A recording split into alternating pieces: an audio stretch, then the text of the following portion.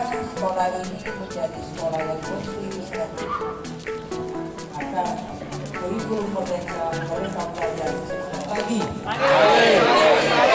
Nah itu bersuara, alhamdulillah, puji syukur selalu kita panjatkan kepada Allah Subhanahu Wa Taala, diberi nikmat kesehatan dan kesempatan.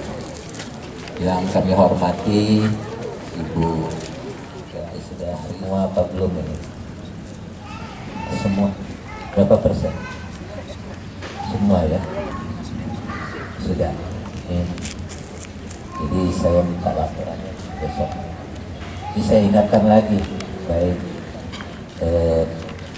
para satuan pendidikan mulai dari PAUD sampai SMA di Kota Palembang ingin menyampaikan masalah penanggulangan kenakalan kerja ini, karena dilihat Pak Gubernur ini sudah berawan.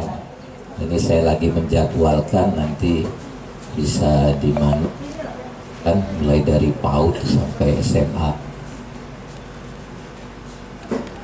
sekolah KS nanti yang kita kumpulkan Bu.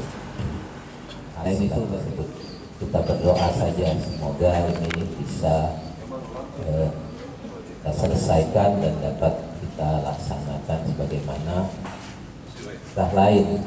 Ternyata di daerah-daerah lain itu sudah berjalan Bapak Ibu sekalian. Tidak perlu besar-besar dulu Bapak Ibu sekalian.